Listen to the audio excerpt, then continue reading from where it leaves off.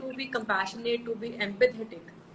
And today we would be discussing the need, especially in the present times, the need keeping in mind the requirement of our nation progressing fast at the world scenario. And especially COVID-19 pandemic has shown us how our own compassion, how our own human strength and resilience has enabled us to help out each other, to reach out to the needy, and rise to the occasion, rise against the challenge. So when we are discussing about, as you mentioned, about the Sustainable Development Goals and the goal number 13 and the goal number 15, which are respectively talking about climate change, and goal number 15, which talks about life on the land.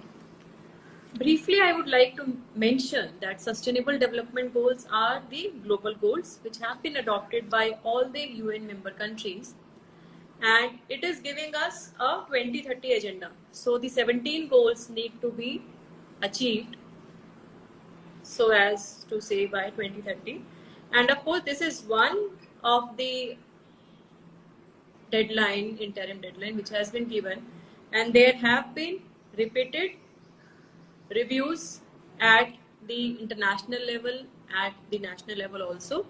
When we talk about our own country in India, the nodal agency for monitoring the implementation for policy planning is Niti Aayog.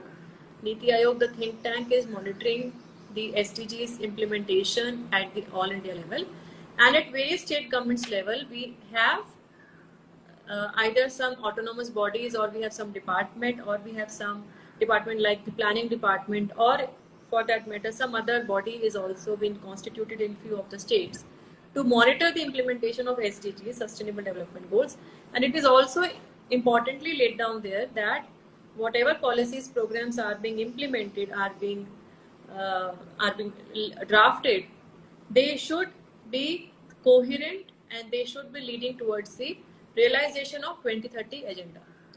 So now quickly I come to the agenda number 13, which is talking about the climate change.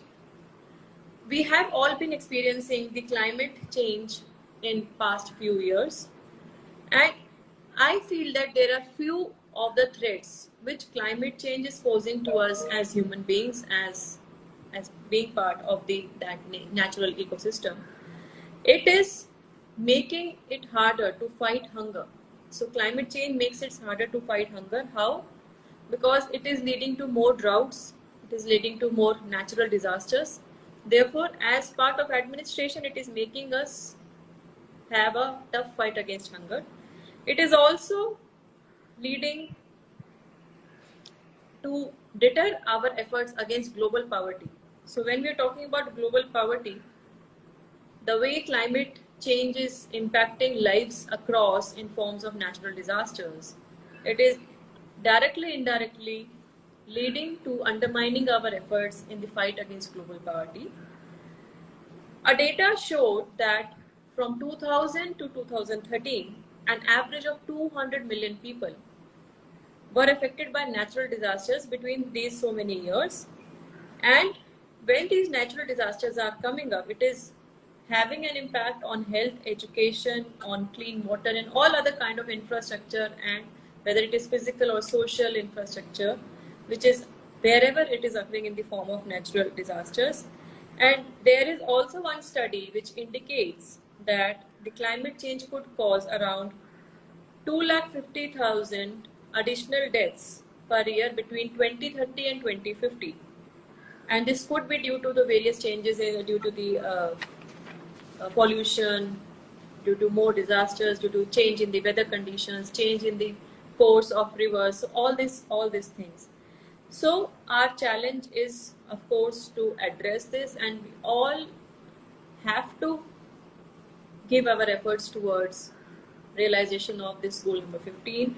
And when we are talking about goal number 13, so when we are talking about goal number 15, which is talking about life on land, so it is specifically mentioning to protect, restore, and promote sustainable use of terrestrial ecosystems, sustainably manage forests, combat desertification, halt and reverse land degradation, and halt biodiversity loss. When we talk about India, India's National Afforestation Program, a national program called Integrated Development of Wildlife Habitats. There are 4 projects which are aimed at ecosystem restoration, conservation of land ecosystems. Also, healthy forest, healthy ecosystems have been part of our policy planning and implementation, not only at the central level, but also at the various state governments levels. SDG 2, which is talking about food security, SDG 6, which is talking about clean water, SDG 8, which is talking about decent work, SDG 11, which is talking about sustainable cities, SDG 12, which is talking about responsible consumption and production. All are important for us, and India as a nation is very much committed to work on all these fronts.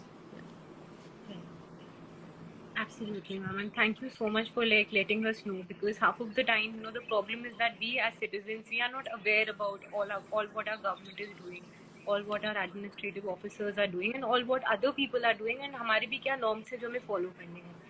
So thank you so much for bringing it into light.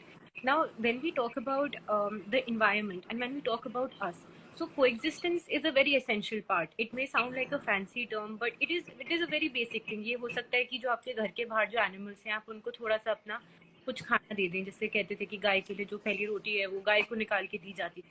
And ऐसे, so how important do you think coexistence is, not just for like the animals or the plants, but for us like as a community as a whole, कि जितने उनके लिए जरूरी है उतना हमारे लिए भी क्यों जरूरी है, as a with your experience and with your everything that you've been doing, why do you think it is a very important thing that all of us must continue to do?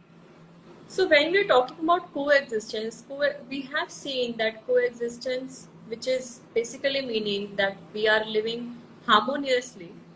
We are living harmoniously with wildlife. We are living harmoniously with the domestic animals, with the nature around us, and of course with the people around us. So when we are talking about coexistence, it is not only between the man and animal relation, man-nature relation. It is also, I think, talking about the overall ecosystem in which we are surviving. And even though we are having that notion that it's a human-dominated world, it's a human-dominated ecosystem in which we are surviving, but let us all reflect that the ecosystem in which we are there, it is so much interconnected that if we are trying to encroach upon their spaces, ultimately it would be impacting all of us. So for example, if we're talking about the habitats of the wildlife, habitats of the animals, we have in many states, we have now sanctuary areas being developed. So it is with the aim of not only protecting the wildlife which is existing there, but also to develop that area more properly, to have the restoration also being ensured. Also, when we're talking about our food chain, from our school, we have been studying the food chain, in which it is shown that plants, animals, humans, how they are interrelated to each other and how we are deriving our food. So a student who was in class 6 or 7, perhaps 5, he or she would be reading this food chain and getting an idea. But over a period, when we grow up, probably we tend to forget about this interdependence. We probably try to encroach upon the spaces which are there for other beings, including animals, including plants, including sea life, ocean life. So all these things are there, and ये बहुत ज़्यादा ज़रूरी है कि हम उनकी existence को भी हम माइंड में रखें. अगर हमारे आसपास में इस तरीके के एरियाज हैं, जैसे हम फॉरेस्ट में इंस्टांसेस सुनते हैं पोचिंग का, we are even listening some incidents wherein कि कोई एलिफेंट, अगर बाई चांस अगर कोई एलिफेंट घुस जाता है in a residential area, so the way people have been responding cruelly, that should not be happening. Last year, I think there were 2 or 3 incidents in few of the states wherein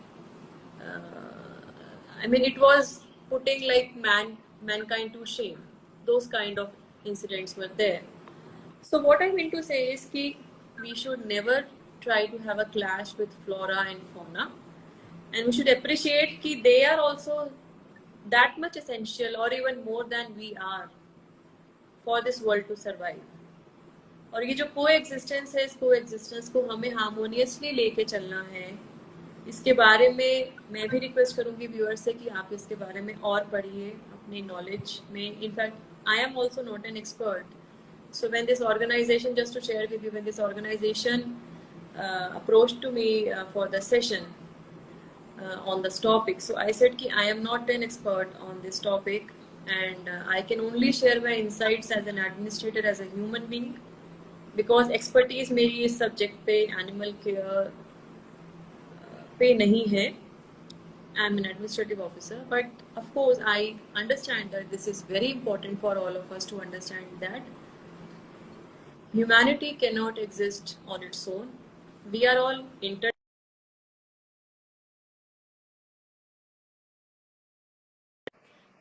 Right, ma'am. And इसी पे मैं I would like to add to it कि even though you had said it, but I was right. Like the insights that you bring in, आप जिस तरीके से आप समझा पाते हैं, आपका perspective is very very much different, very much elevated, and this is something that all of us like really need to listen to.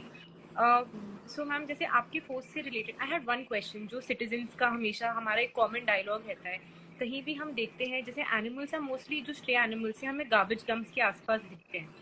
And garbage का जहाँ भी बात आती है, लाइक वी ऑलवेज मतलब without introspecting as we as residents of that area, हमारा पहला यही रहता है ये तो म्यूनिसिपल की गलती है, उनका काम है, उनका काम है करना. तो हम कहीं ना कहीं भूल जाते हैं कि म्यूनिसिपल कॉर्पोरेशन हो गया या हमारे मतलब गवर्नमेंट ऑफिशियल्स हो गए, वो हमारे हमको फैसिलिटेट करने के लिए हमारा काम करना हमें खुद ही है, जो सफाई है या जो वो है वेस्ट डिस्पोजल का ख्याल रखना.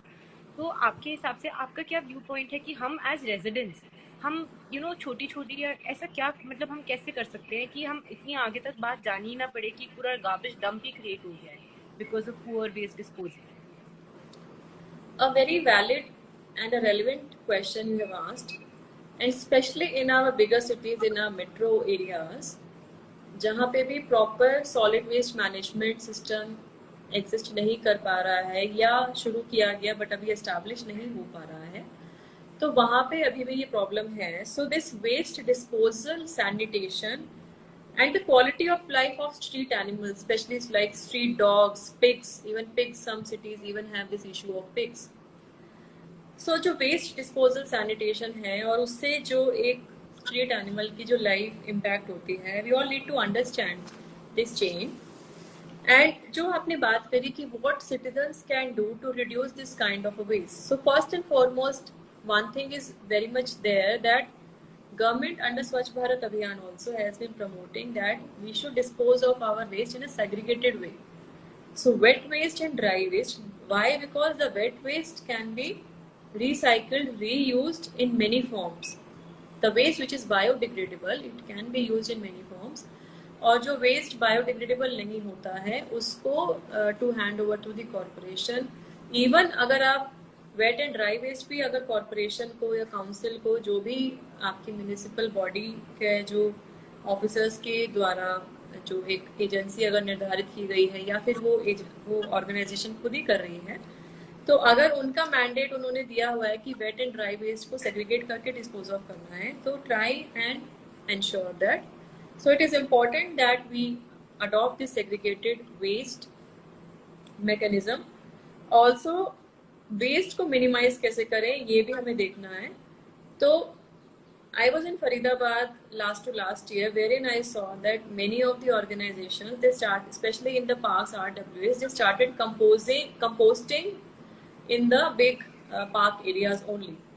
तो जो लीव्स या वेट वेस्ट जो जनरेट हो रहा था पार्क के अंदर, वो वहाँ पे पार्क के एरिया में ही वो लोग उसको कंपोस्टिंग स्टार्ट किए and they could get the organic manure.